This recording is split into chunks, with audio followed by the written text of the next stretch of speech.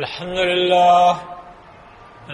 لله نحمده ونستعينه ونستغفره ونؤمن به ونتوكل عليه ونعوذ بالله من شرور أنفسنا ومن سيئات أعمالنا من يهده الله فلا مضل له ومن يضلل فلا هادي له ونشهد أن لا إله إلا الله وحده لا شريك له ونشهد أن محمدا عبده ورسوله أما بعد فإن خير الحديث كتاب الله وخير الهدي هدي محمد صلى الله عليه وسلم وشر الأمور محدثاتها وكل محدثة بدعة وكل بدعة ضلالة وكل ضلالة في النار. أعوذ بالله من الشيطان الرجيم. بسم الله الرحمن الرحيم. قال الله تعالى في كتابه المجيد والفرقان الحميد. أعوذ بالله من الشيطان الرجيم.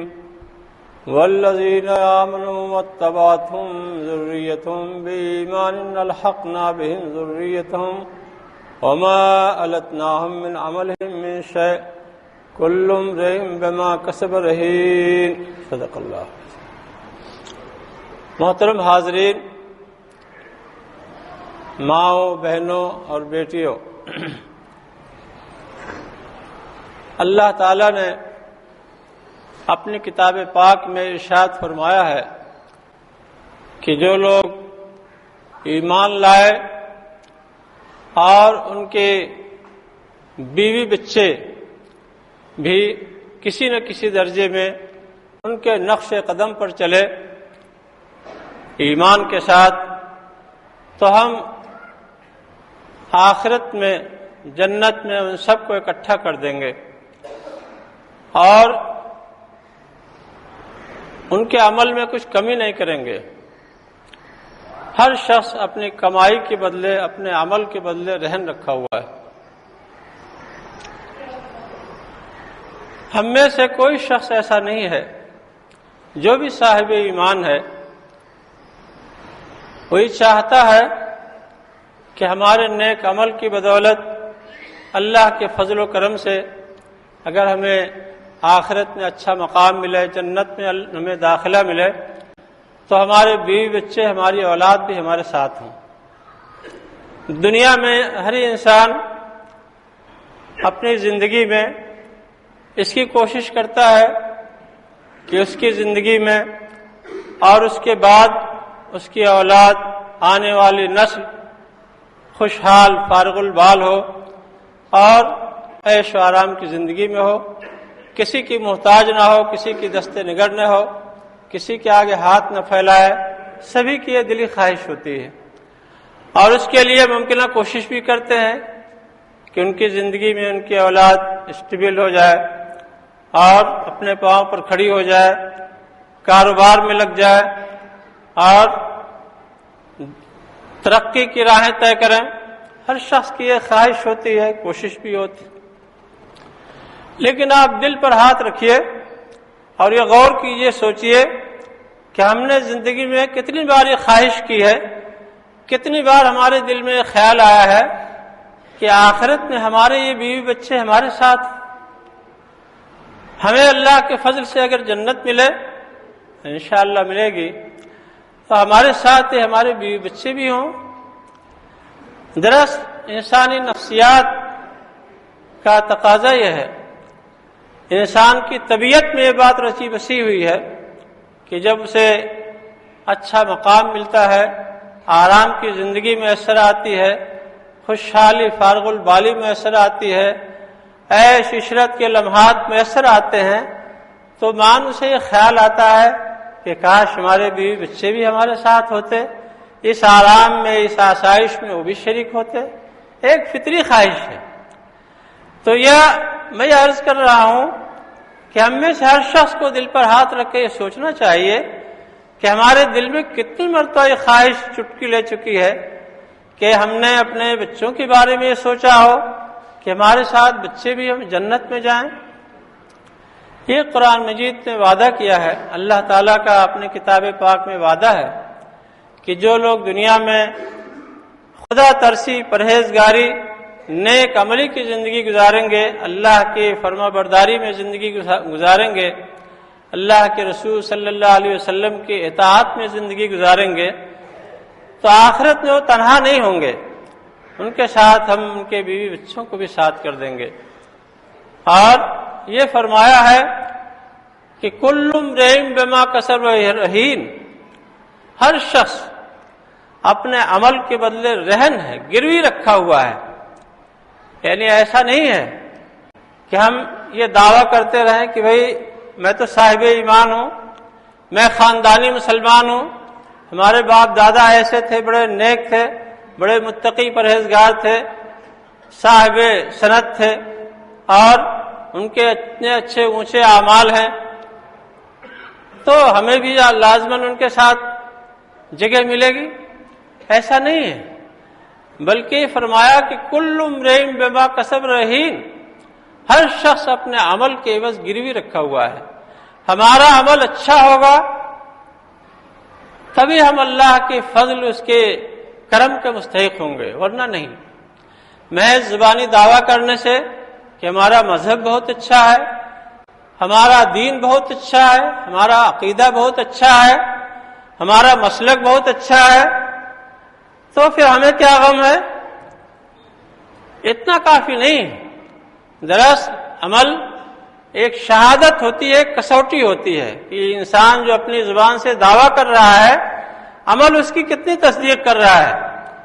ورنہ دنیا میں ہر انسان، کروڑوں اربوں خربوں انسان جو ہے، ہر ایک کو دعویٰ کرنے کا حق ہے کہ بھئی میں صحیح راستے پر ہوں، میں خدا کا بہت متقی فرما بردار ہوں، اور میرے دل میں خدا کا بہت خوف ہے، اور میں جو ہے اللہ کا بہت متقی فرما بردار بندہ ہوں۔ ہر شخص دعویٰ کر سکتا ہے۔ یہ عمل ہے جو انسان کے دعوے پر مہر تصدیق ثبت کرتا ہے۔ اگر عمل نہیں ہے تو انسان کی میزان خالی ہے، صرف کھوکھلے دعوے سے بات نہیں بنتی ہے۔ آئیے ہم قرآن مجید کا ایک پیسج، ایک ٹکڑا آپ کو سناتے ہیں۔ سورہ طور ہے، قرآن مجید کی 52ویں سورہ ہے، اس میں جو ہے آخرت کا ذکر ہے۔ آخرت کے ذکر میں سب سے پہلے ان لوگوں کا بیان ہوا ہے جنہوں نے رسالت کی تکذیب کی، توحید کی تکذیب کی، اللہ کے دین کو، اللہ کے پیغام کو جھٹلایا، آخرت کو جھٹلایا۔ اس کا انجام بیان ہوا ہے کہ لوگ کتنے برے انجام میں ہوں گے، اور پھر اس کے بعد خدا اور اس کے رسول پر ایمان لانے والوں کے اچھے انجام کا ذکر ہے۔ آئیے چند منٹ قرآن مجید کی ان آیتوں کے تلاوت اور سماعت میں گزاریں۔ اللہ تعالیٰ فرماتا ہے، اعوذ باللہ من الشیطان الرجیم، ان المتقین فی جنات و نعیم فاکہین بما آتاہم ربہم ووقاہم ربہم عذاب الجحیم کلوا واشربوا ہنیئا بما کنتم تعملون متکئین علی سرر مصفوفہ وزوجناہم بحور عین والذین آمنوا واتبعتهم ذریتهم بایمان الحقنا بهم ذریتهم وما علتناهم من عملهم من شیء کل امرئ بما کسب رہین وامددناهم بفاکہۃ ولحم مما یشتہون یتنازعون فیہا کأسا لا لغو فیہا ولا تأثیم ویطوف علیہم غلمان لہم کأنہم لؤلؤ مکنون واقبل بعضهم على بعض یتساءلون قالوا انا كنا من قبل في اهلنا مشفقين فمن الله علينا ووقانا عذاب السموم انا كنا من قبل ندعوه انه هو البر الرحیم۔ ان آیات کا سادہ ترجمہ یہ ہے کہ متقی لوگ وہاں یعنی آخرت میں باغوں اور نعمتوں میں ہوں گے، ان چیزوں سے وہ لطف اندوز ہو رہے ہوں گے جو ان کا رب انہیں دے گا، اور ان کا رب انہیں دوزخ سے بچا لے گا۔ ان سے کہا جائے گا کھاؤ اور پیو مزے سے اپنے ان اعمال کے صلے میں جو تم کرتے رہے ہو۔ وہ آمنے سامنے بچھے ہوئے تختوں پر تکیے لگائے بیٹھے ہوں گے، اور ہم خوبصورت آنکھوں والی ہونے ان سے بیاہ دیں گے۔ جو لوگ ایمان لائے ہیں اور ان کی اولاد بھی کسی درجے میں ان کے نقش قدم پر چلی ہے، ان کی اس اولاد کو بھی ہم جنت میں ان کے ساتھ ملا دیں گے، اور ان کے عمل میں کوئی گھاٹا ان کو نہ دیں گے۔ ہر شخص اپنے کسب کے عوض رہن ہے۔ ہم ان کو طرح طرح کے پھل اور گوشت جس چیز کو بھی ان کا جی چاہے گا خوب دیے چلے جائیں گے۔ وہاں وہ ایک دوسرے سے جام شراب لپک لپک کر لے رہے ہوں گے، جس میں نہ یاوہ گوئی ہوگی نہ بد کرداری، اور وہ ان کی خدمت میں لڑکے دوڑتے پھرتے ہوں گے جو انہی کے لیے مخصوص ہوں گے، ایسے خوبصورت جیسے چھپا کر رکھے ہوئے موتی۔ یہ لوگ آپس میں ایک دوسرے سے دنیا میں گزرے ہوئے حالات پوچھیں گے، یہ کہیں گے کہ ہم پہلے اپنے گھر والوں میں ڈرتے ہوئے زندگی بسر کرتے تھے، آخرکار اللہ نے ہم پر اپنا فضل فرمایا اور ہمیں جھلسا دینے والی ہوا کے عذاب سے بچا لیا۔ ہم پچھلی زندگی میں اسی سے دعائیں مانگتے تھے، واقعی بڑا ہی محسن اور رحیم۔ یہ سورہ طور جس کا نمبر 52 ہے، یہ آیات 17 تا 28 کا ترجمہ ہے۔ محترم حضرات، ان آیات میں آپ نے دیکھا کہ جو لوگ صاحب ایمان ہوں گے آخرت میں اللہ کی کیسی کیسی نعمتوں سے سرفراز کی جائیں گے، کیسے عیش و آرام کی زندگی ہوگی، اور اس عیش و آرام کی زندگی کے درمیان یہ بیان کیا گیا ہے کہ انسان کو جب یہ خواہش ہوگی کہ کاش ہمارے بیوی بچے بھی اس نعمت میں اس آرام و آسائش میں ہو، تو کہا گیا کہ تمہارے بیوی بچے بھی جو تمہارے نقش قدم پر چلتے رہے، دین کے راستے پر گامزن رہے اور اللہ کے اطاعت اور فرما برداری میں زندگی گزاری، اگر ان کے اندر کچھ تھوڑی بہت کمی ہوگی تو ہم ان کا درجہ اوپر کر کے تمہارے ساتھ بٹھا دیں گے، ایسا نہیں ہوگا کہ تمہارا درجہ نیچے کر کے ان کے ساتھ ملائیں، یہ نہیں فرمایا، کہا کہ ہم ان کو اوپر اٹھا دیں گے اور تمہارے ساتھ ملا دیں گے، تمہارے عمل میں کوئی کمی نہیں کی جائے گی۔ کل امرئ بما کسب رہین، ہر شخص اپنے عمل کے عوض رہن ہے، کسی کو یہ غلط فہمی نہیں ہونی چاہیے۔ یہ آیت کہتی ہے کہ کسی شخص کو بھی یہ غلط فہمی نہیں ہونی چاہیے، چاہے وہ کتنے بھی اونچے سلسلے سے، خاندان سے اور دینی خانوادے سے اس کا تعلق ہو، کہ ہمارے باپ، ہمارے دادا، آبا و اجداد چنا اور چنی تھے، بڑے صاحب مرتبہ تھے، صاحب فضل و کرامت تھے اور اللہ والے تھے، ان کی زندگی اللہ ہی اللہ کرنے میں گزری، تو ہم بھی جو ہے ان کے ساتھ چلے جائیں گے۔ یہ عمل ہے جو کھینچ کے لے جائے گا، اگر عمل نہیں ہوگا تو ہم وہاں نہیں پہنچ سکیں گے۔ یہ اللہ تعالیٰ کی طرف سے رعایت بیان کی گئی ہے کہ اگر کچھ کمی رہ جائے گی تھوڑی بہت تو ہم اپنی خاص فضل و کرم سے جو ہے ان کا درجہ اوپر اٹھا کے ان کے والدین کے ساتھ کر دیں گے، ان کے بزرگوں کے ساتھ کر دیں گے۔ اسی طرح سے قرآن مجید میں جو ہے اہل جنت کے نمایاں اوصاف بیان کرتے ہوئے کہا گیا ہے سورہ رعد میں، جو 13ویں سورہ ہے قرآن پاک کی، اہل جنت کی خصوصیات پر روشنی ڈالی گئی ہے کہ ان کی زندگی کیسی ہوتی ہے۔ فرمایا الذین یوفون بعہد اللہ ولا ینقضون المیثاق، جو لوگ اللہ کے عہد کو پورا کرتے ہیں اور اپنے قول و قرار میں، اپنے ایگریمنٹ میں، اپنے معاہدے میں اس کی خلاف ورزی نہیں کرتے ہیں۔ اللہ کا عہد کیا ہے؟ عہد الست، ہم نے سنا ہے کہ اللہ تعالیٰ نے آدم علیہ السلام کی پیٹھ سے سب نکال کر کے ان کی ذریت کو جو قیامت تک آنے والی تھی یہ پوچھا تھا، اقرار کرایا تھا کہ الست بربکم، کیا میں تمہارا پروردگار نہیں ہوں، تمہارا رب نہیں ہوں؟ لوگوں نے کہا تھا بلا، ہاں آپ ہی ہمارے رب ہیں۔ تو معلوم یہ ہوا کہ انسان کے تحت شعور میں یہ ودیت ہے، یہ چیز ہر انسان کے نیچر میں، اس کی فطرت میں داخل ہے کہ وہ اللہ کا بندہ ہے، اللہ اس کا رب ہے، یعنی بندگی، خدا پرستی انسان کی سرشت میں ہے، اس کے نیچر میں ہے، اس کی فطرت میں ہے۔ اگر وہ شیطان کے راستے پر چلتا ہے تو اس کا مطلب وہ خدا سے بغاوت کرتا ہے، اپنی فطرت سے، اپنے نیچر سے بغاوت کرتا ہے۔ تو کہا کہ الذین یوفون بعہد اللہ، اہل جنت کی خصوصیت یہ ہے کہ وہ اللہ کی اس عہد کے وفا کرتے ہیں، پورا کرتے ہیں، خدا پرستی کی زندگی گزارتے ہیں، خدا کے سے بغاوت نہیں اختیار کرتے ہیں اور اپنے معاہدے کی پاسداری کرتے ہیں۔ جو ایگریمنٹ ہوتا ہے، جو معاہدہ ہوتا ہے، جو قول و قرار دنیا میں اپنے معاملات زندگی میں، اپنے کاروبار میں، مختلف معاملات میں جو معاہدے ہوتے ہیں، یہ اس کا پورا پاس و لحاظ کرتے ہیں۔ لوگ کہہ جاتے ہیں ارے ٹھیک ہے، معاہدہ ہے، ایگریمنٹ ہے، کوئی وہی الہی تھوڑے ہے، کوئی اللہ کی طرف سے وہی نازل نہیں ہوئی ہے کہ ہم اس کے ایک ایک کلاس کا ایک ایک اس کے جو ہے شک کے پابندی کریں. یہ وحی الہی نہیں تو میری آپ کی لکھی ہوئی ایک تحریر ہے, ٹھیک ہے بدل بھی سکتی ہے, ایسا کہتے ہیں لوگ. سنا ہے پڑھا ہے میں نے کہ یہ وحی الہی نہیں ہے, ایگریمنٹ ہے. استغفر اللہ. اللہ تعالیٰ فرماتا ہے کہ وَلَا يَنقُضُونَ الْمِيثَاقَ, ہمارے نیک بندے جو جنتی بندے ہیں یہ تو اپنے قول و قرار کی خلاف ورزی نہیں کرتے ہیں, اور ہم کہتے ہیں کہ یہ معاہدہ جو ہے یہ ایگریمنٹ وحی الہی نہیں ہے. استغفر اللہ. کیا ہماری زبانوں سے کتنی خراب بات نکلتی ہے. فرمایا اللہ تعالیٰ نے وَالَّذِينَ يَصِلُونَ مَا أَمَرَ اللَّهُ بِهِ أَن يُوصَلَ, اللہ تعالیٰ نے جس چیز کی پاسداری کرنے کا حکم دیا ہے یہ لوگ اس کی پاسداری کرتے ہیں. یہاں اس سے مراد ہے صلہ رحمی, اپنے قریبی خاندان کے لوگ, اپنے اعزا, رشتہ دار, اقربا اور جو لوگ بھی اپنے خاندان سے متعلق ہیں یہ صلہ رحمی اس کی کرتے ہیں, اور اللہ کا یہ ان پر جو انعام ہوا ہے اس کے طفیل میں جو ہے ان کو بھی اس کا حق ادا کرتے ہیں. یہ نہیں کہ جو ہے صرف میرے بیوی بچے ہی کافی ہیں, بلکہ جو بھی ان کے قریبی رشتہ دار ہیں جن کے صلہ رحمی کا اللہ تعالیٰ نے حکم دیا ہے ان کی جو ہے حقوق ادا کرتے ہیں.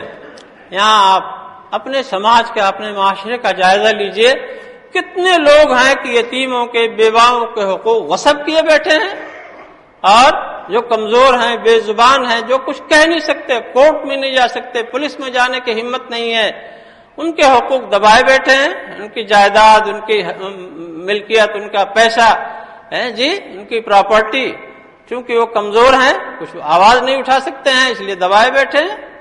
تو فرمایا کہ یہ اہل جنت کی خصوصیات میں سے ہے کہ وہ لوگ جو ہے اللہ تعالیٰ کے اس صلہ رحمی کے حکم کو پوری طور سے ادا کرتے ہیں. وَيَخْشَوْنَ رَبَّهُمْ, خدا سے ڈرتے ہیں اپنے پروردگار سے کہ اگر ہم اپنے عزیزوں اور اقربا کی حقوق کی ادائیگی نہیں کریں گے تو اللہ کے ہاں پکڑے جائیں گے, ہماری پکڑ ہوگی. وَيَخَافُونَ سُوءَ الْحِسَابِ, برے حساب سے وہ ڈرتے رہتے ہیں کہ آخرت میں ہمیں پیش ہونا ہے, اللہ کے ہاں جواب دہی کرنی ہے کہ اپنے ان اعزا اقربا کے حقوق کی ہم نے پاسداری, ان کے حقوق کی ادائیگی ہم نے کی کہ نہیں کی. آج ہم میں سے کتنے لوگ ہیں جو اپنے اعزا اقربا کے حقوق ادا کرتے ہیں؟ کہنے کے لیے تو ہم سب مسلمان ہیں, خاندانی مسلمان الحمدللہ, لیکن آپ سوچئے کہ ہم میں سے کتنے لوگ ایسے ہیں جنہوں نے وراثت میں اپنی بہنوں کا حق ادا کیا ہے, اپنے عزیزوں کا حق ادا کیا ہے. ہم میں سے بیشتر لوگ جو ہے لاپرواہی کی زندگی گزار رہے ہیں, چونکہ یہاں اسلامی نظام نہیں ہے, اسلامی شریعت نافذ نہیں ہے, ہر شخص آزاد ہے اور اس کو یہ حق حاصل ہے کہ جیسا چاہے کرے. لیکن جو لوگ اہل ایمان ہیں, جن کے دلوں میں خدا کا خوف ہے, وہ اللہ کے احکام کی پاسداری کرتے ہیں اور اپنے اعزا اقربا کے حقوق ادا کرتے ہیں اور آخرت کی جواب دہی سے ڈرتے رہتے ہیں.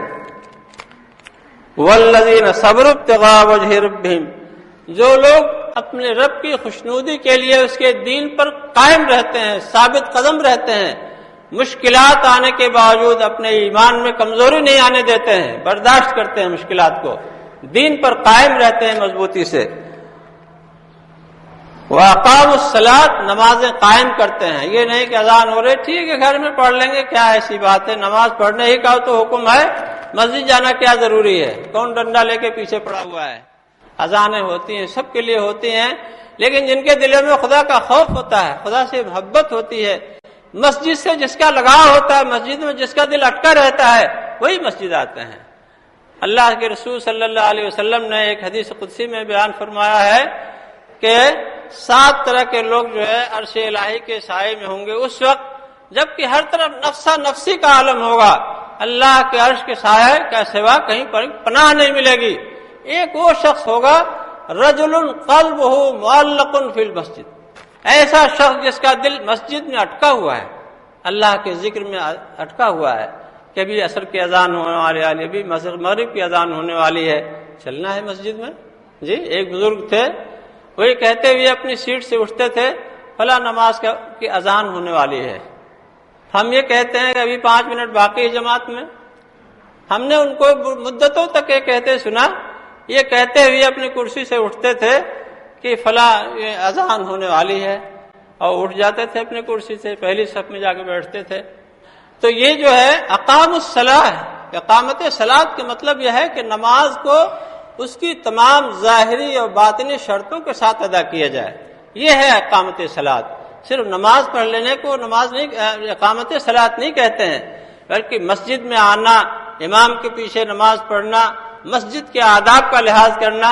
ہم میں سے کتنے لوگ آداب مسجد کا خیال کرتے ہیں؟ جمعے کی نماز ہو رہی ہے، کوئی یہاں بیٹھا ہے، کوئی وہاں بیٹھا ہے، کوئی وہاں بیٹھا ہے، بعد میں آنے والوں کو پریشانی ہو رہی ہے۔ ابھی اس مسجد میں ترتیب کے ساتھ لوگ بیٹھے جائیں تو ایک دو صف کا اور اضافہ ہو جائے، لیکن ہم اپنی پسند، اپنی چوائس کے لحاظ سے، اپنی عادت کے لحاظ سے بیٹھتے ہیں۔ میں چوتھی صف میں بیٹھوں گا، میں پانچویں صف میں بیٹھوں گا۔ حکم یہ ہے کہ مسجد میں جو جیسے آئے ترتیب کے ساتھ بیٹھتا جائے۔ اور ایک حدیث میں تو آتا ہے کہ اگر لوگوں کو پہلی صف کے ثواب کا معلوم ہو جائے تو لوگ قرآن اندازی کریں گے کہ ہم پہلی صف میں رہیں گے، ہم پہلی صف میں رہیں گے۔ ہمیں اس کا شعور ہی نہیں ہے، ہم کبھی دوسری صف میں آ کے بیٹھتے ہیں، کبھی چوتھی صف میں بیٹھتے ہیں، اپنی اپنی سہولت کے لحاظ سے۔ جی تو مسجد کے ڈسپلن کا لحاظ کرنا بھی اقامت صلاۃ میں شامل ہے۔ اقامت صلاۃ اسی وقت معتبر ہے جب مسجد کے تمام آداب و شرائط کا ہم پورے طرح سے لحاظ کریں۔ تو فرمایا کہ یہ اہل جنت آداب مسجد کا خیال کرتے ہیں، اقامت صلاۃ کرتے ہیں، نماز کو اس کی ظاہری و باطنی تمام شرائط اور کیفیتوں کے ساتھ قائم کرتے ہیں۔ وَأَنفِقُوا مِمَّا رَزَقْنَاهُمْ يُنْفِقُونَ وَأَنفِقُوا مِمَّا رَزَقْنَاهُمْ سِرًّا وَعَلَانِيَةً، اور ہم نے جو کچھ ان کو دیا ہے اس میں اعلانیہ اور چھپے خرچ کرتے ہیں۔ یہ نہیں کہا کہ جو کچھ کمایا ہے، یہ کہا کہ ہم نے جو کچھ دیا ہے انہیں، اہل ایمان کو ہم نے جو کچھ دیا ہے، جو کچھ بخشا ہے، اس میں سے خرچ کرتے ہیں، اعلانیہ بھی خرچ کرتے ہیں، چھپے بھی خرچ کرتے ہیں۔ ایک نفسیاتی بات کہی گئی ہے اس میں، انسان کے پاس جو کچھ دولت ہے، تھوڑی یا زیادہ، نقد کی شکل میں، جائیداد کی شکل میں یا کسی بھی شکل میں، سب اللہ کا عطیہ ہے۔ ہم کماتے کماتے مر جاتے ہیں۔ بعض اوقات دیکھتے ہیں کہ اچھی اچھی ڈگریوں والے لوگ بھی اتنا نہیں کما پاتے جتنا انگوٹھا ٹیک آدمی کما لیتا ہے، بہت خوش رہتا ہے، عیش آرام کی زندگی گزارتا ہے۔ تو معلوم یہ ہوا کہ ہماری یہ ڈگریاں، ہماری قابلیتیں، ہمارے تجربات، ہماری صلاحیتیں، ہمارے ٹیلنٹس، یہ کمائی کا ذریعہ نہیں، بلکہ اللہ دیتا ہے تو ہمیں ملتا ہے، ہم سینت کے اسے رکھتے ہیں، یہ اللہ کا عطیہ ہے۔ تو فرمایا کہ ہم نے جو کچھ بھی اہل ایمان کو دیا ہے اس میں کھلے اور چھپے خرچ کرتے ہیں۔ بہت سے مواقع ہوتے ہیں جہاں اعلانیہ خرچ کرنے کی ضرورت پڑتی، آؤ بھائی مسجد بن رہی ہے، آئیے اس میں چندہ دیتے ہیں دل کھول کر کے، 100 کے نوٹ پھینک رہے ہیں، 1000 کے نوٹ پھینک رہے ہیں، 500 کے نوٹ ڈال رہے ہیں، دوسرے لوگوں کو حوصلہ مل رہا ہے کہ آئیے بھائی ہم بھی، ہمارے پاس 10 روپے ہم بھی دیں گے۔ تو یہ اعلانیہ خرچ کرنے کی شکل ہوتی ہے، بھائی یتیم بیوہ کی شادی ہو رہی ہے، آئیے اس میں کچھ مدد کرتے ہیں۔ تو یہ حوصلہ افزائی کے لیے اعلانیہ خرچ کرتے ہیں۔ اور کبھی مصلحت اور ضرورت کا تقاضا ہوتا ہے کہ کسی کی عزت نفس کا خیال رکھتے ہوئے خاموشی سے اس کے گھر میں پہنچا دیا جائے کہ پڑوسی کو بھی خبر نہ ہو کہ اس کے گھر میں کیا نعمت آئی ہے، کیا کھانا آیا، کیا پیسہ آیا، کیا کپڑا آیا ہے، تاکہ اس کی عزت نفس باقی رہے، اس کی تذلیل نہ ہو۔ تو اہل ایمان جو ہے اعلانیہ اور چھپے ہوئے ہر طریقے سے خرچ کرتے ہیں۔ یہ اہل جنت کی صفات اور ان کی نشانیوں میں سے بیان فرمایا۔ وَيَدْرَؤُونَ بِالْحَسَنَةِ السَّيِّئَةَ أُولَٰئِكَ لَهُمْ عُقْبَى الدَّارِ، برائی کو نیکی سے دفع کرتے ہیں۔ گالی دے دے، جاؤ بھائی اللہ تعالیٰ تمہیں ہدایت دے دے، اس سے بڑی گالی ہم دے سکتے ہیں، اینٹ کا جواب پتھر سے دے سکتے ہیں، لیکن فرمایا کہ وَيَدْرَؤُونَ بِالْحَسَنَةِ السَّيِّئَةَ، برائی کو نیکی کے ذریعے دفع کرتے ہیں۔ کسی نے غلط کام کر دیا، آپ نے اس کے ساتھ احسان کر دیا، وہ شرمندہ ہو رہا ہے کہ ہم نے تو ان کے ساتھ برا سلوک کیا تھا، یہ نیک انسان اللہ والے کہ میرے ساتھ احسان کر رہے ہیں۔ ایک صاحب نے ایک واقعے کا ذکر کیا ایک گاؤں کے، کہ ایک صاحب نے، ایک خاتون نے جو ہے ان سے کہا کہ چل کر کے فلاں مولوی صاحب سے جو ہے ہماری معافی منگوا دیجئے۔ کیا ہوا؟ میں ان کو گالی دے رہی تھی اور وہ چلے جا رہے تھے خاموشی سے، ان کے پاس آئے اور کہا کہ بھئی ایسی ایسی بات ہے۔ اس خاتون نے فریاد کیا تو کہا بھائی وہ تو گالی دے رہی تھی، میں کہہ رہا جاؤ معاف کر دیا، جاؤ معاف کر دیا، جاؤ معاف کر دیا۔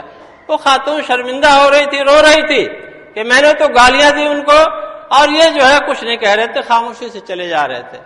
تو فرمایا کہ یہ اہل جنت کی نشانی اور ان کی صفات میں سے ہے کہ یہ برائیوں کو نیکی سے دفع کرتے ہیں۔ وَيَدْرَؤُونَ بِالْحَسَنَةِ السَّيِّئَةَ أُولَٰئِكَ لَهُمْ عُقْبَى الدَّارِ، انہی لوگوں کے لیے خوش انجامی ہے، آخرت کے گھر کی بدلہ انہی لوگوں کے لیے ہے۔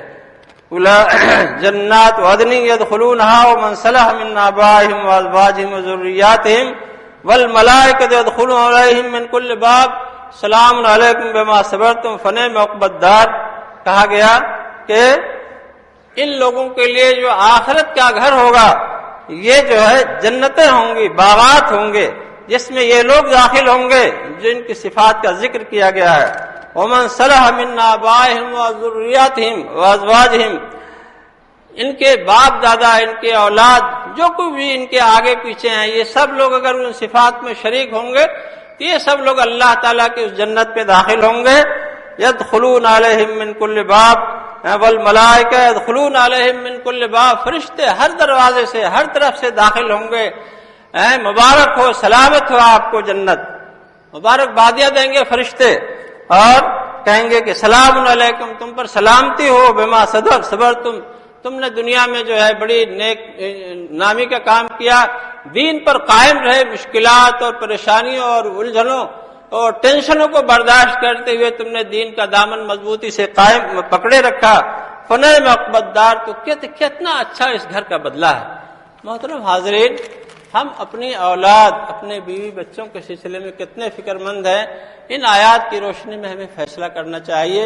اللہ تعالیٰ نے قرآن مجید میں ایک جگہ دعا سکھائی ہے کہ والذین یقولون ربنا هب لنا من ازواجنا وذریاتنا قرۃ اعین وجعلنا للمتقین اماما، یہ لوگ اللہ سے دعا کرتے ہیں کہ ہمارے پروردگار ہمارے بیوی بچوں کو ہمارے آنکھوں کی ٹھنڈک بنا دے۔ حب لنا من ازواجنا وذریاتنا قرۃ اعین، ہمارے آنکھوں کی ہمارے ٹھنڈک بنا دے ہمارے بیوی بچوں کو۔ وجعلنا للمتقین اماما، ہمیں متقین کا سردار بنا دے، ہمیں سب سے آگے دین میں، دینداری میں، ایمانداری میں، تقوی، خدا ترسی میں، پرہیزگاری میں سب سے آگے کر دے، ہمیں سب کا امام بنا دے۔ تو ہمارے دل کی ایک خواہش ہونی چاہیے، تڑپ ہونی چاہیے، فکر ہونی چاہیے کہ جس طرح سے اپنے بچوں کی دنیا کو ہم پربہار بنانے کے لیے، خوشحال بنانے کے لیے، آسودہ حال بنانے کے لیے سوچتے ہیں، غور و فکر کرتے ہیں، تدبیر کرتے ہیں، محنت کرتے ہیں، کوشش کرتے ہیں، جد و جہد کرتے ہیں ان کو اچھی سروس دلانے کے لیے، اچھی تعلیم دلانے کے لیے، ان کی پراپرٹی کے لیے، بینک بیلنس کے لیے جد و جہد و کوشش کرتے ہیں، اسی طرح سے ان کی عاقبت بنانے کے لیے، عقبہ بنانے کے لیے، آخرت بنانے کے لیے ہم کوشش کریں، فکر مند کریں، راتوں کو اٹھ کر کے اللہ کے حضور گڑ گڑا کے دعا مانگیں، اپنے لیے بھی، اپنی بیوی بچوں کے لیے بھی۔ یہی مومنانہ زندگی ہے۔ اللہ تعالی ہم سب کو توفیق عطا فرمائے کہ ہم مومنانہ زندگی گزاریں، اپنے بیوی بچوں کو بھی فکر کریں، ان کو اچھی تعلیم سے آراستہ کریں، قرآن کی تعلیم سے آراستہ کریں، جس کی آیتیں ہمیں آپ کو سنائی گئی ہیں۔ جب ہم قرآن کی تلاوت کریں گے، اس کو معنی سے پڑھیں گے، اس تلاوت کو جزو زندگی بنائیں گے اور اس سے ہم سکون حاصل کریں گے، اس سے ہدایت حاصل کریں گے، تبھی ہمیں معلوم ہوگا۔ بارک اللہ لنا ولکم فی القرآن الحکیم ونفعنی وإیاکم بالآیات والذکر الحکیم، انہ تعالی جواد کریم ملک بر رؤوف الرحیم۔